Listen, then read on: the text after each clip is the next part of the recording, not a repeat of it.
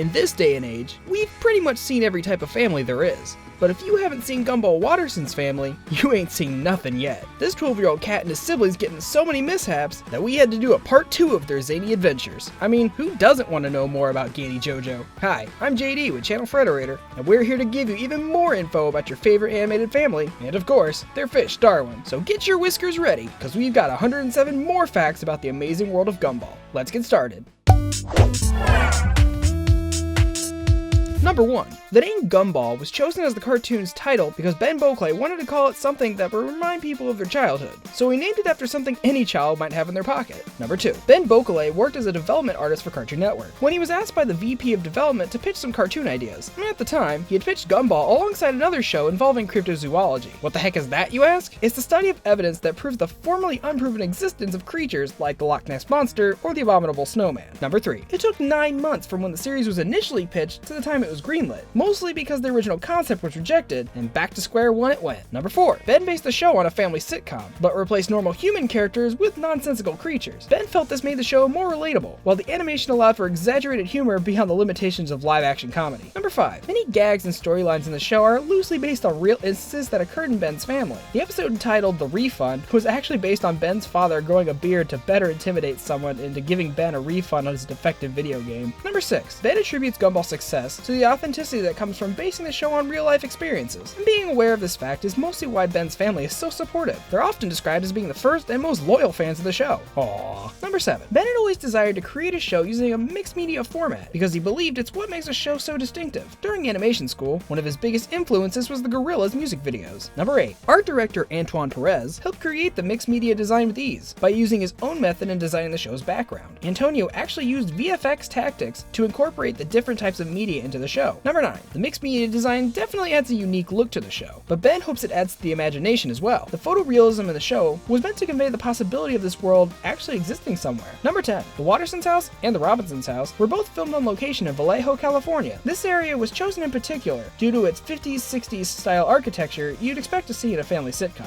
Number 11. To gain consensus over which jokes are featured in the show, pretty much the entire writing staff has to laugh unanimously. Therefore, some jokes are written fast, and others are more labor intensive. Number 12. As a result of this rule, the majority of the writers' efforts are focused on the humor of the show. The writers have been known to rewrite jokes countless times in order to sustain their own comedic standards. There you go. You wouldn't want it to be easy, would you? Number 13. It takes 9 long months to create a single episode of Gumball, and about 2 years to make the series. Number 14. The creative team was staggering for a production of this size. At times, there were as many as 100 people working on the series. Number 15. All 3 of the Watterson kids are voiced by actual kids. Ben felt this brought a certain organic charm to all the characters, which really brought them to life. Number 16. Ben claims the biggest lesson he learned while making Gumball is that in order to really engage an audience, the show must represent its creator. Number 17. The episode entitled The End happens to be the creator's favorite episode. Ben claims that despite having seen it a million times, the jokes still make him laugh. Number 18. The show's creative team are all fanboys of the 1980s era. Their unconditional love of 80s cinema is what united them on this project. Number 19. Gumball features various film references and nods to the 80s because of the major influences those films had over the show. Their creative staff felt the nostalgic approach would make Gumball a show for all ages to enjoy. Number 20. To be specific, it was Spielberg films, as well as other 80s golden age cinema titles, such as Back to the Future and The Karate Kid, that were used as references for Gumball. This approach was a successful attempt to utilize the thrills and unique edge that family entertainment had during that time period. Number 21. The Gumball logo is pixelated on purpose to serve as an ode to the show's prominent 80s theme. Number 22. Creator Ben Boclay fell in love with animation at the age of 12. When he first saw the film Akira, he began to pursue a career in animation at the age of 18. Number 23. Ben also credits Japanese animation as a huge inspiration. He said that Japanese writer-director Miyazaki is one of his biggest heroes in the world of animation. Number 24. Looney Tunes, The Simpsons, and even South Park have all been credited as major influences for the Amazing World of Gumball. Number 25. Although Gumball serves as a caricature for Ben as a child, he claims that the character actually shares 0 of his personality traits. According to him, Gumball is merely a vessel for delivering comedy within the show. Number 26. Most of the core team has managed to stick together throughout the the entire series. Some people advanced positions, such as Antoine Perez, moving from art director to episode director for the 6th season. Number 27. In 2010, the show started out as a storyboard-driven show, using photographs to start before jumping directly into the storyboarding process. Now the episodes are scripted first, and then heavily developed during the storyboarding stage. Number 28. Ben has plans to better explore the world of Gumball in the upcoming season. In season 6, it's been said that the walls of the reality will start collapsing a bit. Number 29. In addition to the storylines, most of the characters in the shows were based off real people in Ben's life, and it's more than just his family featured in the cartoon. The Robinsons were his actual neighbors growing up. Number 30. The show is noted for its proper storytelling, one of the many reasons people involved feel that it's been such a huge success. The stories depicted are profound, relatable, and display far more substance beyond the simple visual gags. Number 31. Executive producer Daniel Leonard described it as the ultimate boys show, due to its silly humor, slapstick comedy, and the bad behavior at school. Number 32. The rainbow often used in the show's design is representative of the show itself, and how all the characters in it are very diverse, yet they all come together to create something beautiful. What? I'm not crying. Number 33. Director Mick Graves expressed his love for the more cinematic approach often displayed in the show. His favorite scene to work on was the car chase scene with Miss Simeon in season 1. Number 34. In terms of animation peers on Cartoon Network, both Graves and Bocale admit to studying regular show. They watch it both as a reference as well as entertainment. Number 35. The creative staff and showrunner adore the idea of bringing Gumball to life and pretending the characters are real. It was a big part of the reason they decided to branch into webisodes and extend the universe for the fans. Number 36. You might notice the characters do an awful lot of screaming during each episode. That's because they want to deliver their lines in the most animated way possible, which often means talking louder and faster. Number 37. Director Mick Graves also voices Banana Joe. The voice was based on their storyboard supervisor. It was a rather lazy impression that they did in secret. Number 38. The storyboard supervisor for the show is from New York, so Banana Joe technically has a New York accent and temperament. I'm not sure if I'm tanning or it's just my birthmark spreading. Number 39. Because of the large amount of characters on the show, the animators are pretty much drawing non-stop. Once they draw a character into a scene, they're also responsible for determining that character's exact movements during any motion sequence. Number 40. The Gumball writing staff uses tabletop writing to come up with the show's episodes. Basically, someone throws out a funny idea, and the other writers will build off of it, or make suggestions until they have a solid idea for an episode. Number 41. As the creator and showrunner, Ben Bocale has the overall say in all facets of the show, from writing and design, all the way through art direction and the entire animation process. Number 42.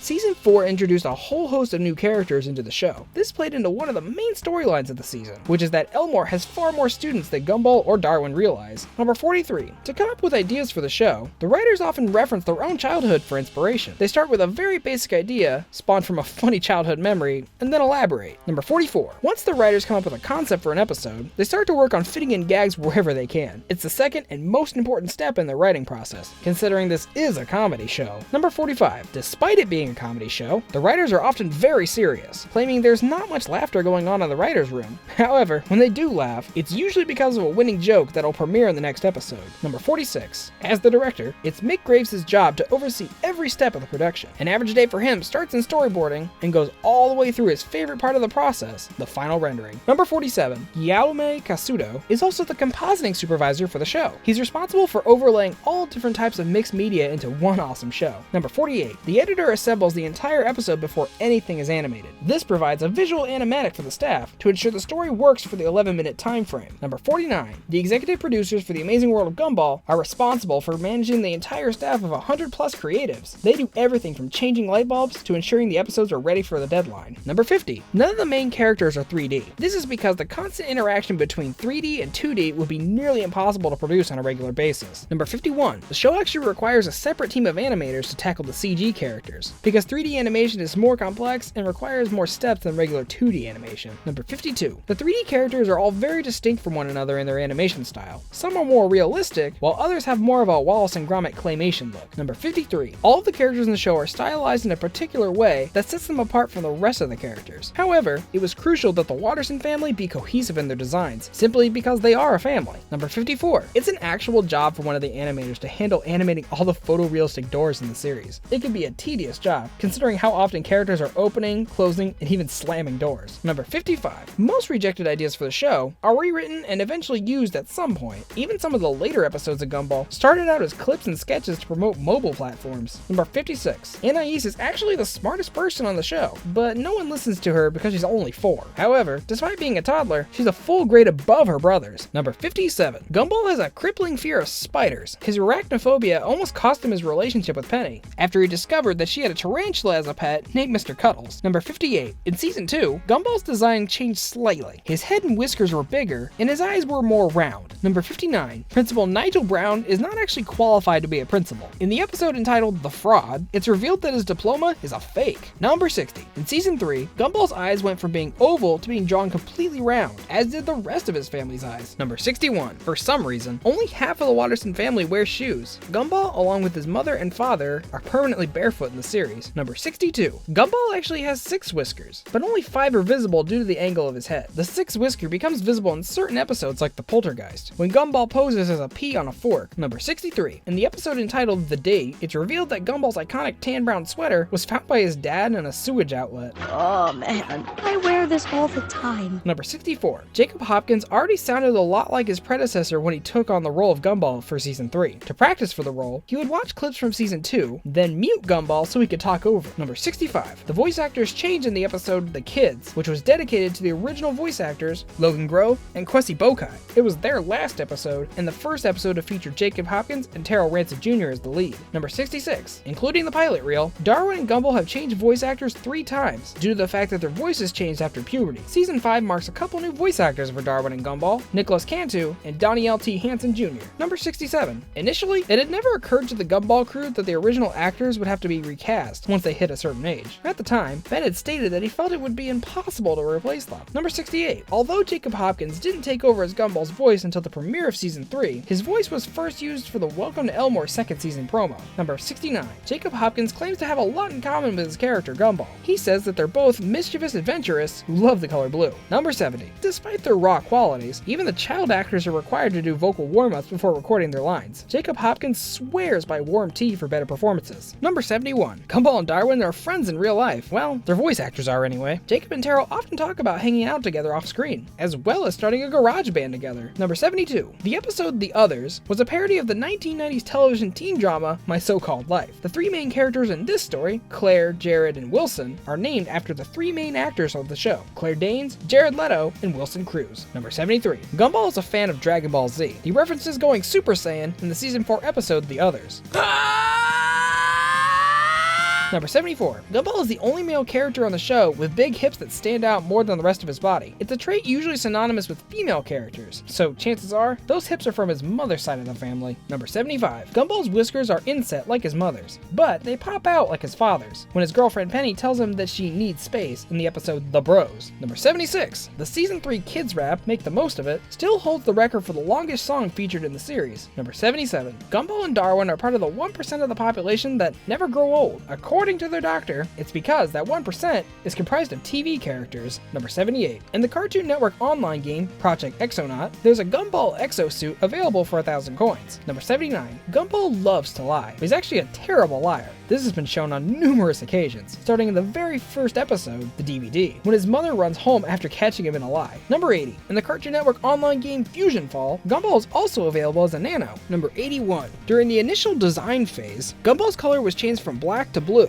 because of the restriction it would bring both within the scene and while writing plots. Ben preferred the abnormal blue color because it reminded him of a 70s Japanese mascot. Number 82. Despite her young age, Anais is very skilled at sewing. Apparently, she learned in order to sew up the stuffed animals her brothers often destroy. Number 83. Early designs of Anais revealed that she too had visible whiskers at one point, much like her father. However, they were probably removed as a last-minute decision to make her look younger and cuter. Number 84. Granny JoJo's real name is Joanna. She is Richard's mother and Nicole's mother-in-law. In per standard mother-in-law tradition, she can't stand Nicole. Number 85. Anais is the second most responsible person in the Watterson household, right after her mother Nicole. She even takes care of her older brothers by making their breakfast every day and helping them with their homework. Number 86. Darwin was introduced to the Watterson family after Richard purchased him from a mysterious merchant within a shop located inside of a van he stumbled upon in a parking lot. Yeah, the entire introduction scene was a reference to the movie Gremlins. Number 87. Anais is extremely socially awkward and has difficulty making friends. friends. This has been established several times within the series in episodes like The Friend or The Guy. Number 88. It was revealed in the Origins episode that Richard used to have a 90s grunge style when Gumball was just a toddler. He wore a Nirvana parody tee, torn jeans, and red flannel. Number 89. Despite his apparent low intelligence level, Richard can speak fluent Spanish, as seen in the episode The Remote. Number 90. Granny JoJo has so much metal implanted in her body that she's legally considered a motor vehicle. Number 91. Richard is the way he is due to poor parenting on Granny JoJo's part. She over-sheltered Richard as a kid, causing him to never really grow up. Number 92. Darwin is the only member of the Watterson family that doesn't wear pants, or any article of clothing other than his shoes for some unknown reason. Number 93. There was a crossover episode in which Gumball made a guest appearance in the show Uncle Grandpa on the episode entitled Pizza Eve. Number 94. There's going to be a Gumball meets Frozen episode in the 6th season, but it's planned to be more of a satire than a crossover episode. Number 95. In the 5th season, the episode entitled The Boredom features cameo crossovers from several other popular Cartoon Network shows, such as Regular Show, Clarence, and Uncle Grandpa. Number 96. Ben Bokley actually has a grand plan for the show. Starting in 2014, Ben had mapped out an entire story arc for the remainder of the show, which would unravel towards a big series finale that would reveal the truth behind Gumball's world. Number 97. In 2016, Ben Bokley announced that the Amazing World of Gumball would be coming to an end after its 6th season. However, due to popular demand, Cartoon Network has decided to keep the show going, although Ben may still be moving on to other endeavors. Number 98. Before Ben announced the end of the Amazing World of Gumball, he had expressed his desire for a feature-length film, but now that he'll no longer be the showrunner, the possibility of this happening is uncertain. Number 99. The Amazing World of Gumball airs in over 160 countries, and is now the most globally viewed Turner-produced original show. As of the last quarter, the show has 170 million international viewers, and about 2 million viewers in the US. Number 100. The Amazing World of Gumball has received much critical praise across the board, including being deemed wildly funny and imaginative by Entertainment Weekly. Number 101. The success of Gumball in Europe has led Cartoon Network to start airing the show in the US, and eventually other locations soon followed. Number 102. Upon the 2nd season premiere in the US, Gumball had become the #1 broadcast of the day for boys from ages 2 to 11, and the most watched show during that time slot for all kids ages 2 to 11. Number 103. Ben has expressed his desire to develop a Gumball video game. Unfortunately, he claims it won't happen because the show is still their #1 priority. Number 104. Ben Bokley is directly involved with every aspect of the franchise, including marketing campaigns on YouTube and Twitter. Number 105. There's actually a Gumball ride in Dubai. The attraction features funny t-shirts, toys, and food. Number 106. The Amazing World of Gumball now has a digital IP. There are game apps, as well as an entire YouTube channel dedicated to the cartoon. Number 107. The show has already generated massive success through its online IP. The online game, Suburban Karate Master, has had over 250 million gameplays worldwide, while the mobile app has been downloaded over 500,000 times. Thanks for watching 107 more Amazing Gumball facts. Which character or episode is your favorite? Comment below and let us know. We have new videos dropping every week, so let us know which animated film or TV show you want us to cover next. And if you like getting more from your cartoons, make sure to subscribe, because remember, Frederator loves you.